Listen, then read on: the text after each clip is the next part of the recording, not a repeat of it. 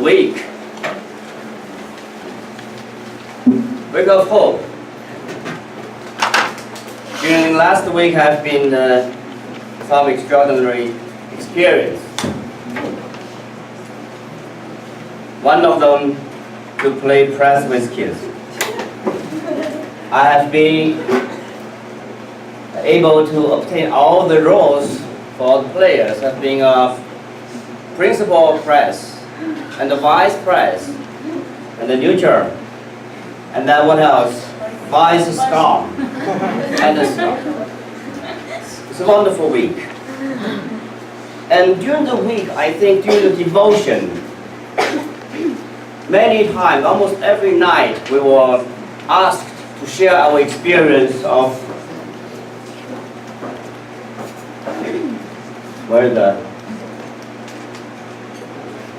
the question about God sighting. What is God sightings? Where Jesus showing up in our life?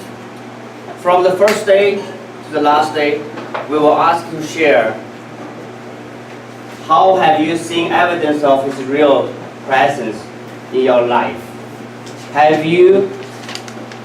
have you seen Jesus show up here as you serve and build relationship? Mainly, we will ask to describe the glory of God in our life, where we can see Him, how He works. And the message, the Bible verses, or the topic of the whole week is about the road. In the Bible, in Luke 24, chapter 24, it talks about the two travelers on the way to village called Emmaus, and on the way they met Jesus. However, they could not recognize Him. The reason is they were kept from recognizing Him. God did that. And they could not recognize Him. Even Jesus appeared in front of them. And later on, when they invited Jesus to them and then break the bread with them, it is said, then their eyes were opened and they recognized Him. So Jesus is the same Jesus. The travelers are similar. The only difference is later on they open their eyes. They can recognize them. This morning I'm wearing this suit into the church, being challenged by many people. What are you doing? Are you preaching? You know, in my heart I'm full of joy. Try to bring everyone here is memory about week of hope. But without recognizing that, people pick up what they think in their minds. Fortunately, there's only one girl here. That is lovely Jessica. When she saw me, she immediately jumped up. Wow, week of hope. That is a message because she had an eye, she had a mind already. What is appeared here? Week of hope. It is nothing about do you respect where is this? This is the reality of our life. How can we recognize Jesus? If Jesus is preaching here, what do you think He's gonna wear? And then we have to see, oh.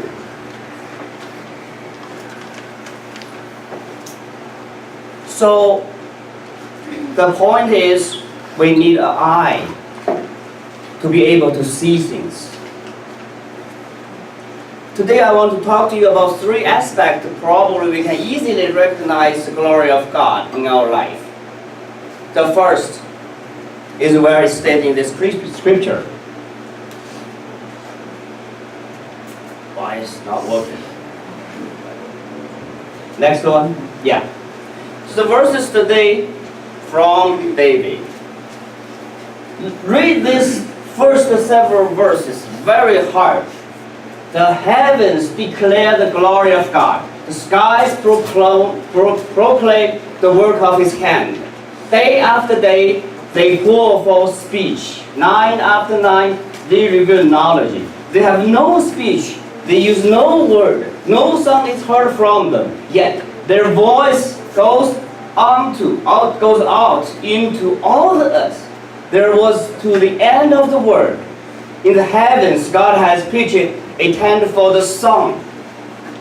It is like a bridegroom coming out of his chamber, like a champion rejoicing to run his courses.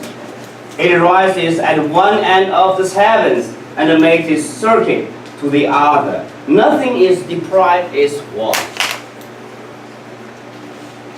When we look at the sky, when we look at the flower, when we look at the sunshine, can we see God?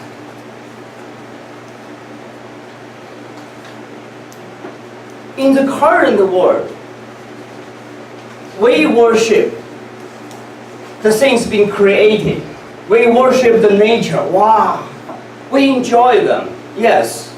But we don't worship the one who created them. That's God.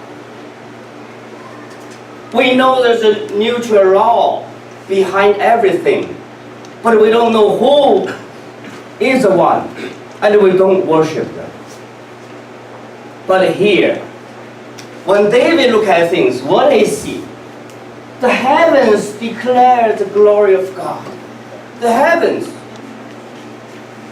the skies proclaim the work of His hand. Look at this. Sky versus hand. It makes the sky personalized.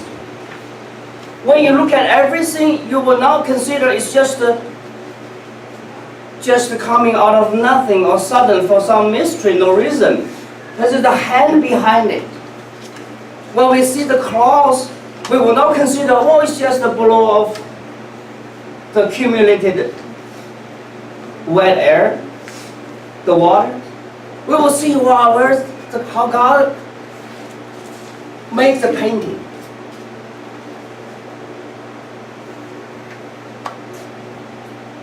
And then what He said, day and night, ceaseless, unceasing, never stopped.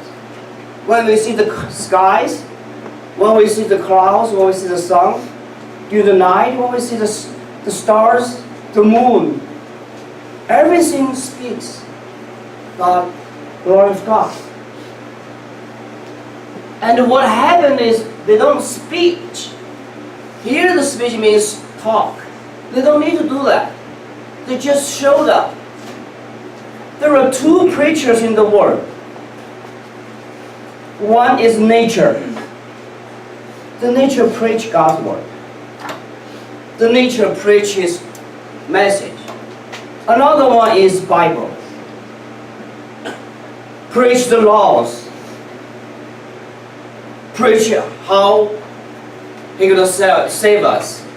Preach the gospel. So from both, we are so lucky we can hear them in the church. Not everyone can do that. And then what do you have? It's unlimited. All the us, end of the world, universe, the whole universe. Nowhere can escape from this message. And then in the heavens, God has pitched a tent for the sun. When we think about sun, it's like a what? It's like a torch, right? It's have energy to burn, to shine light. It is like how is this described the sun? It is like a bridegroom coming out of his chamber. What bridegroom? The image of bridegroom. Can you guys imagine? It's a man with power, with joy, with hope. right? Bridegroom. Who have been a bridegroom? Elder, and notice the snore.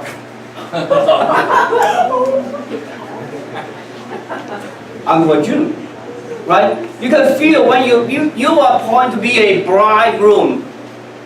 What is the figure of that? Full of energy. You're gonna meet your bride, right? And then what else? Like a champion, rejoicing to run his course. Let's think about the song for a moment. Restless. We can live without it. We cannot live without it. Although it is not the only thing we depend on, but without song we cannot live. So every energy on the earth coming from song. See how is the significant role of song? It is, and it's constantly what? Restless here. It rises at one end of the heaven and makes a circuit to the other. Nothing is deprived of its words. It's eternity. Songs is eternity.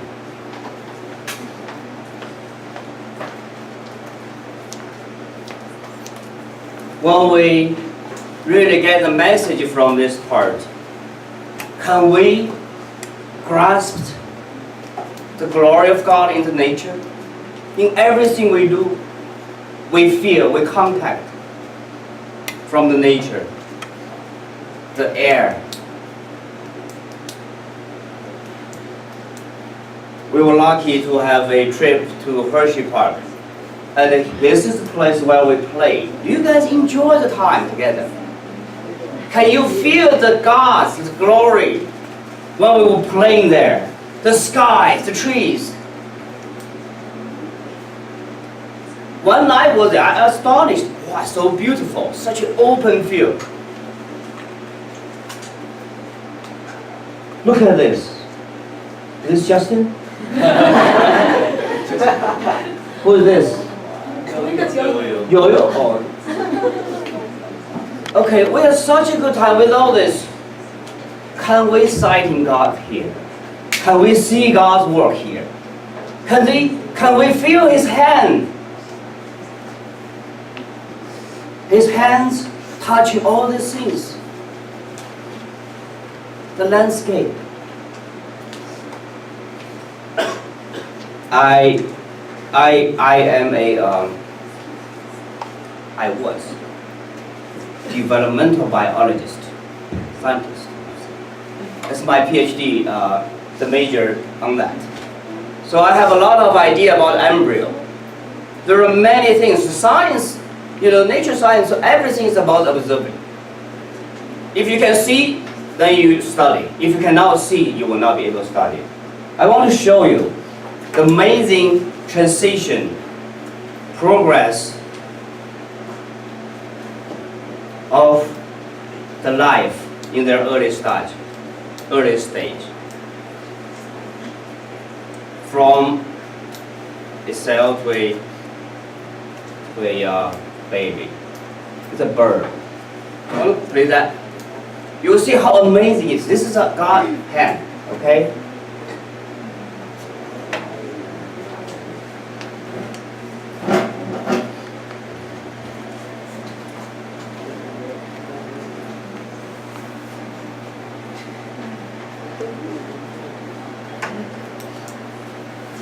Here I want you to see what you can now see normally without a tool.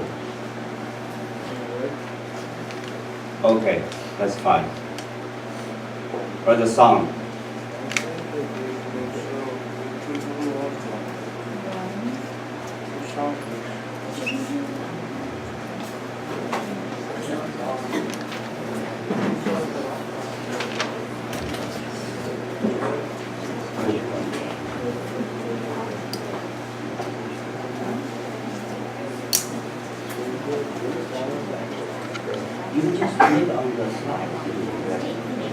Okay.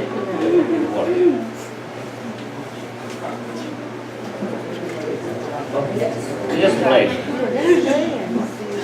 Of cells rapidly multiply and organize inside the protective shell. In the early hours, you see the foundation for this organism that's coming later on being laid down. You see the front and the back and the top and the bottom and all of those things being worked out in this cascade of events. Where's the head going to be? Where's the tail going to be? What's right, what's left, what's front versus back? Already these major axes are being established. And as these cells are moving and heading towards the places in the embryo where they're going to develop, they're also changing what they're going to do eventually. They're committing themselves, in most cases irreversibly, to particular functional roles.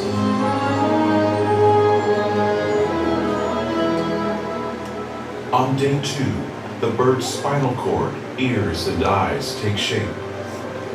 Its vascular and circulatory systems are established, and its heart beats for the first time.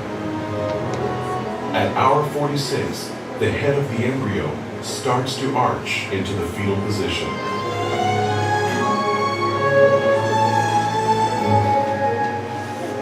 Throughout the second day, a network of blood vessels branches from the embryo into the yolk. They will transport vital nutrients back to the growing organism. You've got to pay attention to the details. You have genes being switched on and off, interaction, cell communication. It's an elaborate dance. It's like a ballet taking place on a stage with thousands of cast members, all of them doing everything they're supposed to on cue, in the right order, in the right sequence, in the right time. The process itself is so amazing. It transcends anything we know. With the groundwork of major systems and organs now in place, the next 19 days are devoted to the completion of their development.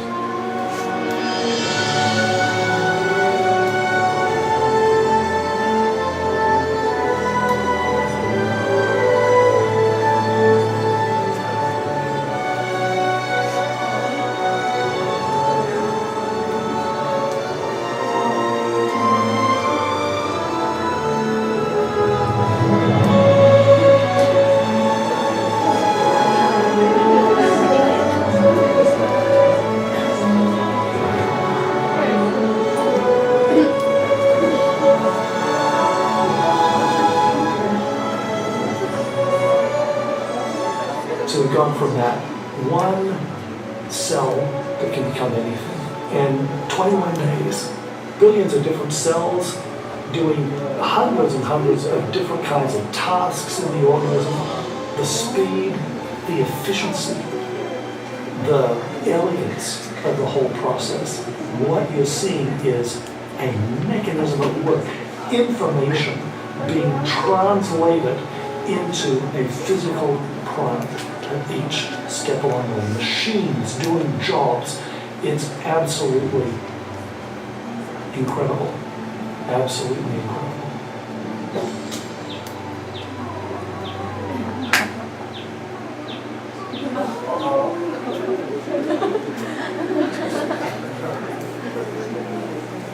Chicken embryo has been extensively used for study the developmental process. Why? Because we can open it, the shell, and just watch them. And also we can do grafting of the tissue from one chicken to the others, the quails to the chickens. And also we can manipulate the tissues. That's why chicken is amazing. What they can describe from the scientists are what the word they use. Incredible, that's it. Amazing, incredible, wow. You know, many scientists worship the object or subject they studied. They put a brain, model on their desk.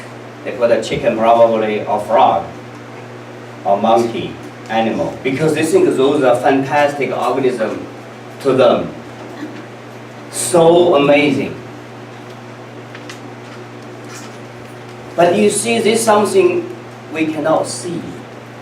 How beautiful it is. From a scientist's eye, without God in their heart, what they see, wow, this is beautiful, this thing is beautiful, become the thing they worship. They like, they enjoy, they feel amazing, devoted their life to them. But as children of God, what do we think? When we look at these things, we will now consider it is a simple process, right? Naturally, just from one egg become an organism. But it's different. We see God and how He designed it in these things. If we look at things like this, the nature like this, how about people around us? How about people around us? I'll read through these passages, see how Jesus said we should look at each other. When the Son of Man comes in His glory, and all the angels with Him, He will sit on His glorious throne. All the nations will be gathered before Him, and He will separate the people one from another, as a shepherd separates the sheep from the goats. He will put the sheep on His right and the goats on His left.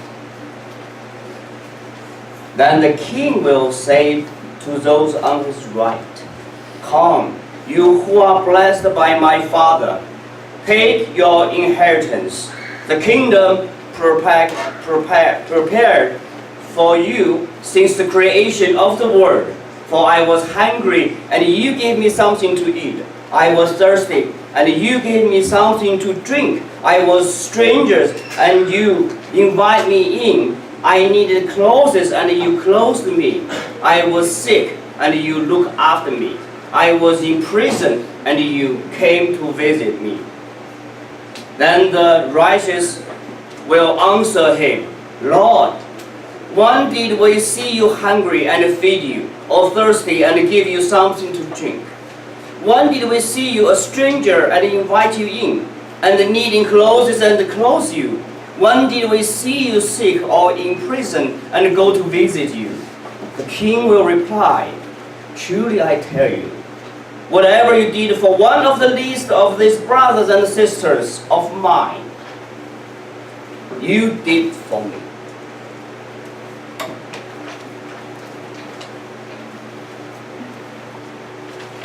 In people's eye, even the righteous eye, do they realize what they did?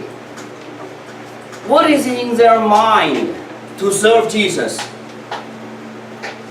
When Jesus was recognized,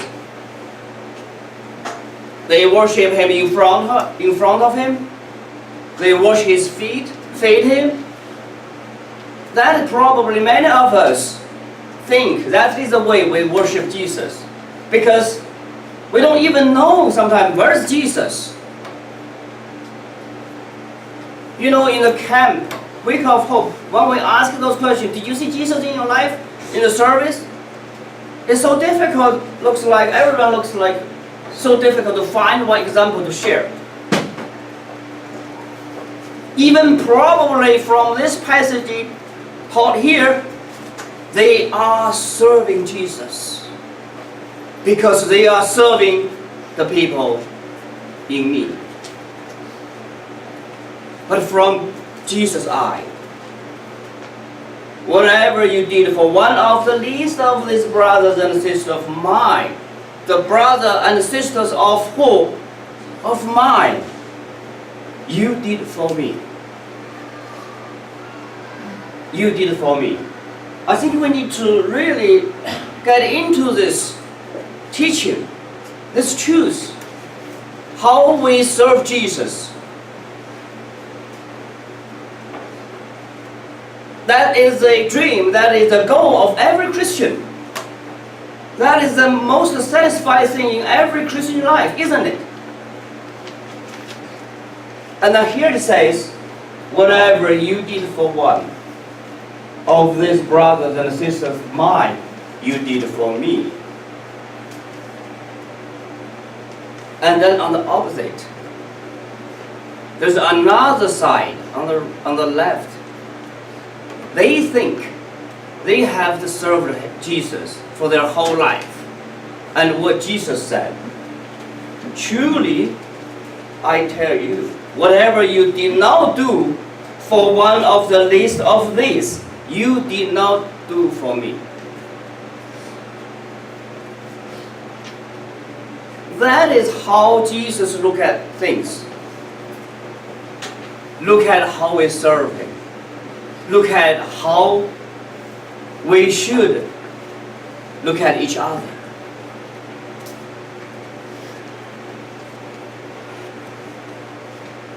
On the way to Wake of Hope, on that Sunday morning, I went to a church. It's at Hershey Park.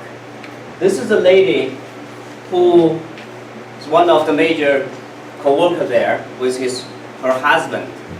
They dedicated their life to build up church, serve the people around them, especially the students.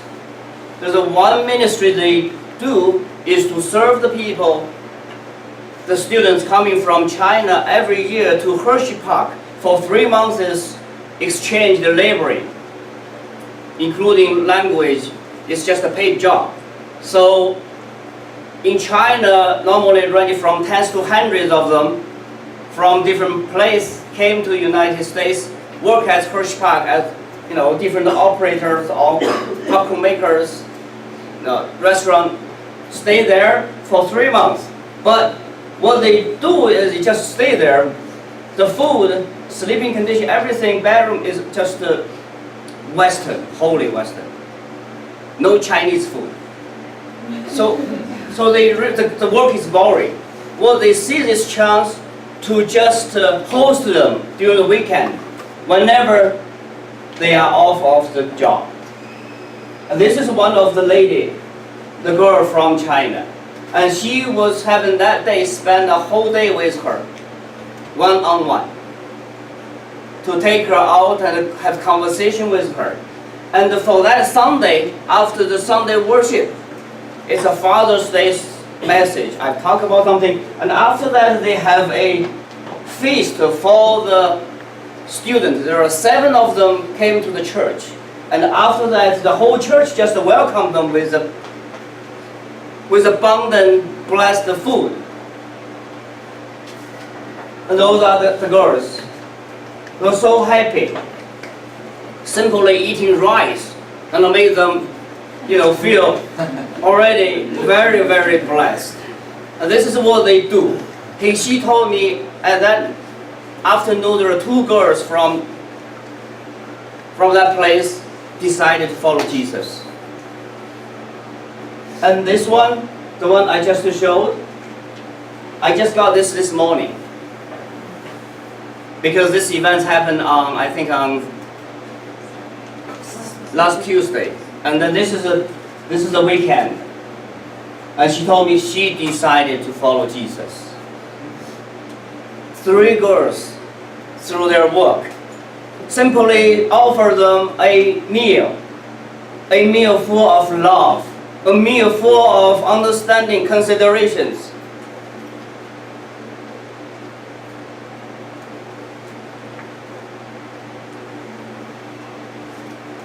And this is a group Week of Hope, the last picture. Unfortunately, Miss Steve there because he left earlier, cannot wait to go. This is the work I want you guys to pay attention to. When we're asking this group, have you seen Jesus in the service? Is that so difficult to find out?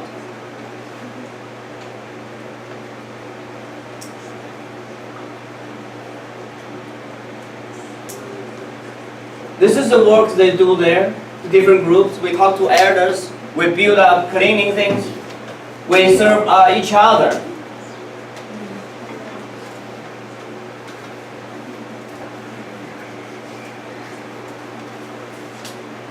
This group, whose group is this? It's very tough. Vegas group. Some of the group are very easy. Like us, we took care of elders in the center. What do we do mostly is play cards with them. I was too bad, cannot play, so you know. Probably, you guys play press? Okay, we do transportation. You know, they have regular every half day they have 2 or 3 activities.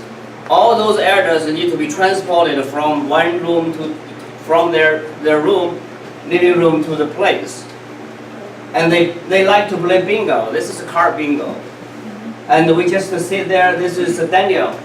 He just sat there to help them to recognize whether they get a space or 3 o'clock something when they call, because they cannot hardly recognize the number. The elders, but they like to join, just sitting there in front of a car. They can play 2 hours. And then sitting there. And then luckily we had a worship with them. This is the preacher.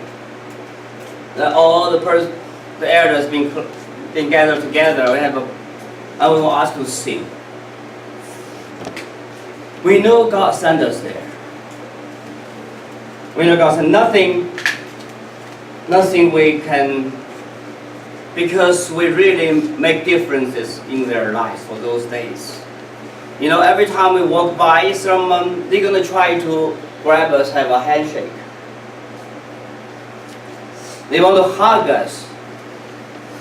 Every time we talk to them, share them, or they share something to us, they're going to say thank you for listening. Nothing else. Thank you for being around. When we have a devotion, there's one time the old lady just slowly walk her wheelchair close to us and sitting there. And she said, when I saw you guys, I saw God.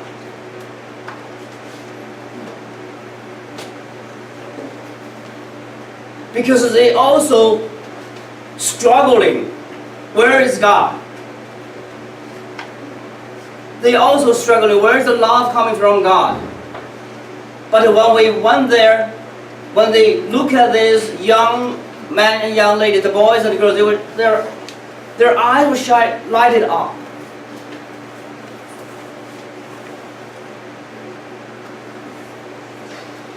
How do we love them? How can we love them?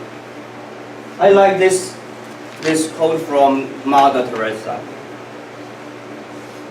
She is a Roman Catholic nun who died in 1997. Is most remembered for serving the poor across the world.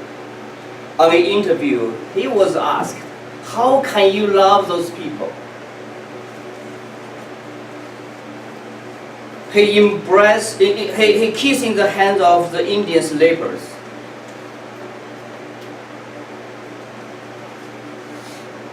She hugging the dying AIDS patients. But when she was interviewed, asked her, how can you love those ugly people, the people no one wants to touch? This is what she said. I see God in every human being. When I wash the leper's wound, I feel I'm nursing God himself. That is what Matthew 25, the message we read. If you serve the least among you, you are serving me. That's why when she described this, every time I see those people, I saw Jesus in them. That's how she can love those people.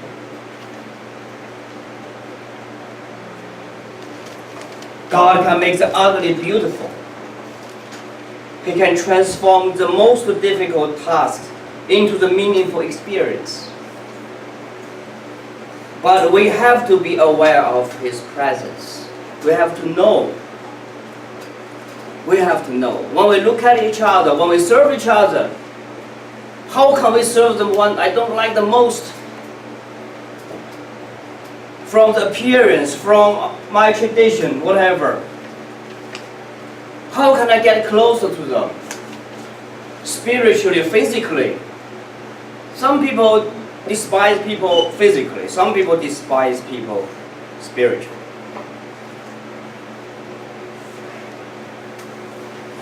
right here how she can love.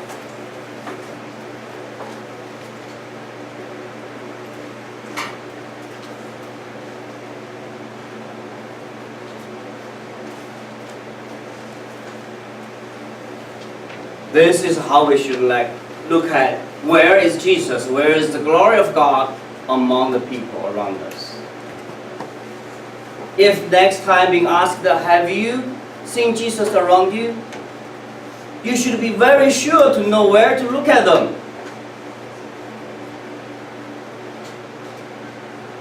And surely you should know Jesus is around us.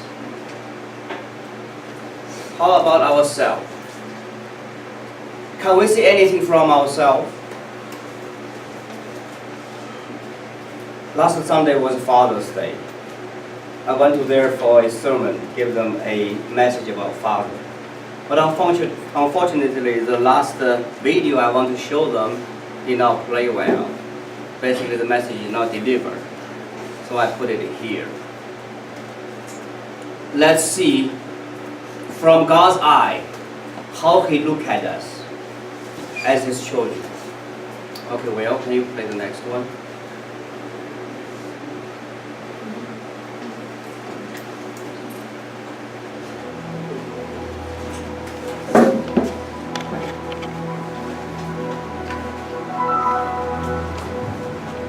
The words you are about to experience are true.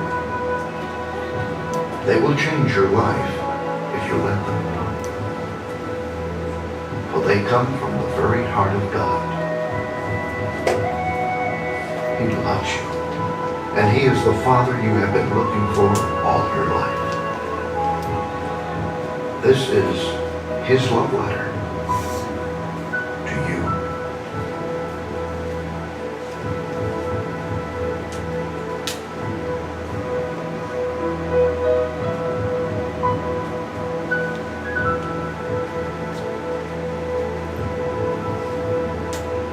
My child, you may not know me,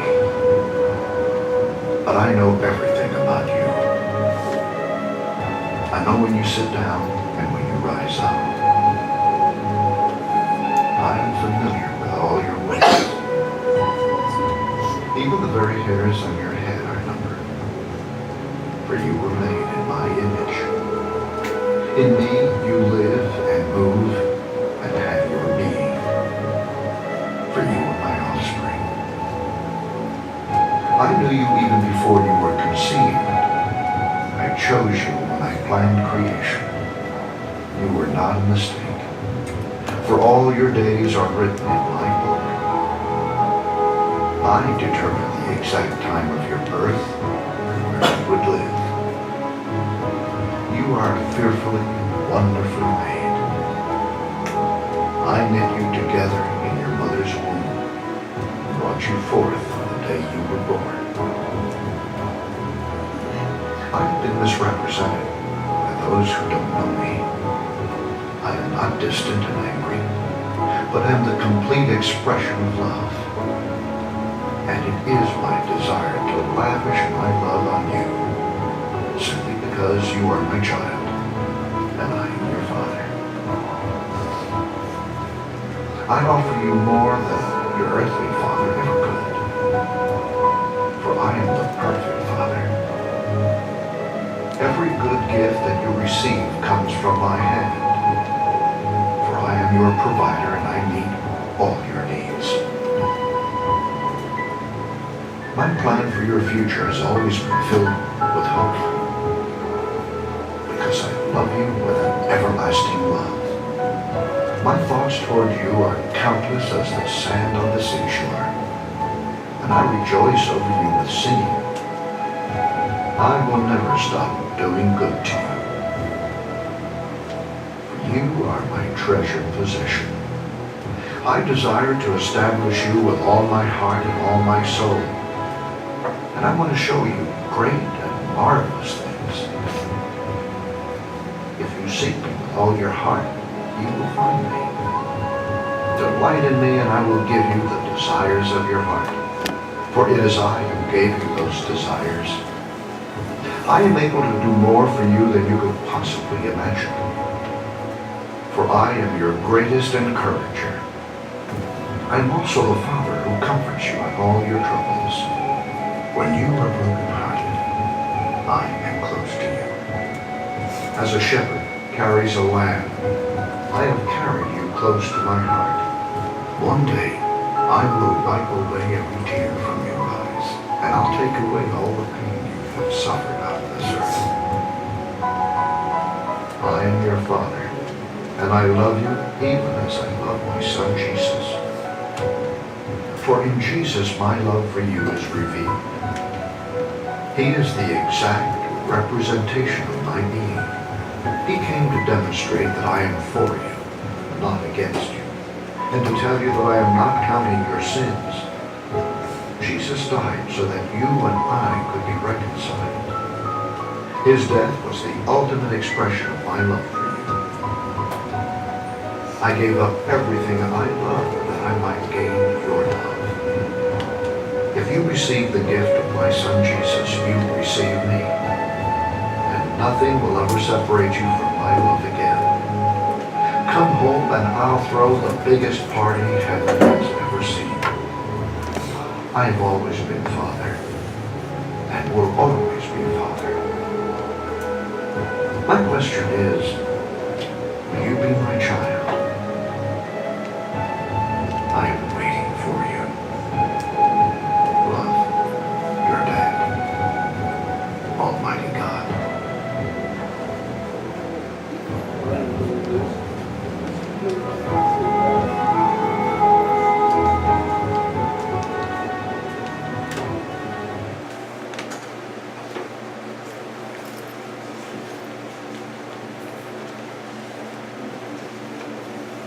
Right. This is a love letter from God about everyone here. There's so many things about the truth in us, how we were made.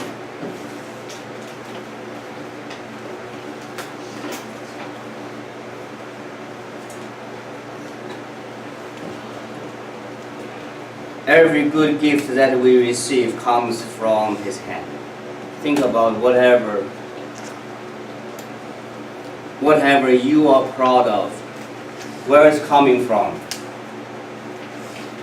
the hands of God.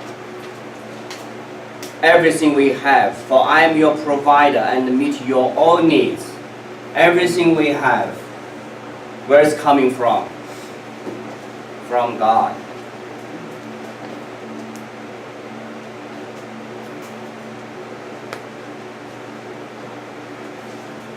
This letter talks about our relationship with God and what He has done and is doing in our life. And also there's the expectation for us come to Him. What He said, the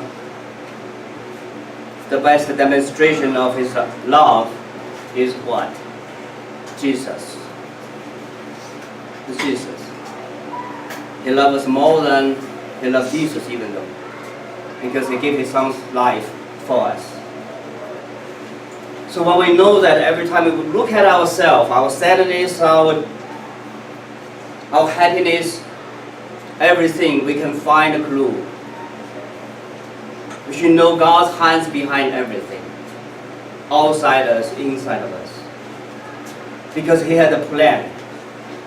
Everything happened to us, if we don't understand, we know it's His plan. We will not cry out without any hope, because He said He will continue to do the good for us, on us. I hope today's message will tell you, after this, you will surely know how God's glory is around us. We look at it from the nature, from the people around us, and from ourselves. Because with that assurance, then we can enjoy Him. If we cannot see Him, we cannot find Him, how can we enjoy Him? That is, many Christians cannot live a Christian life because They don't see God in their life. It's another serious. That's why they say, oh, don't talk to me about that. This is my real life. You know, everything in your life there's a God there. Just we don't see it. Because we don't have the eye.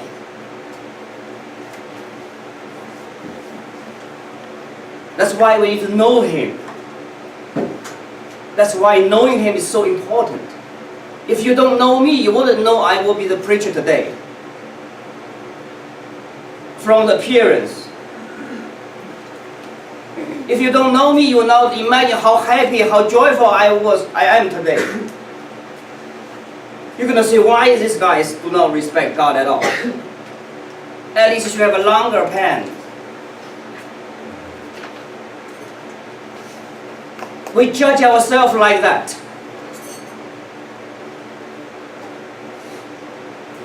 That's why we cannot live away. Looks like the real Christian.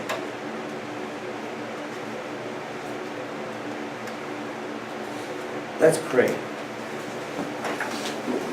Dear Lord, thank you for the time. Thank you for having such a crowded young people coming to worship you, to listen to your words.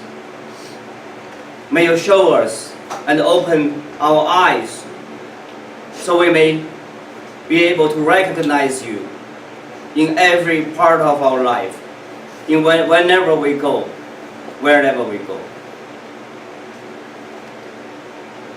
Let us live in a assurance that we know you are with us, you are in us. So people can see your glory through our lives. So we can be the salt and the light to the people around us and the whole world. Pray in Jesus' name.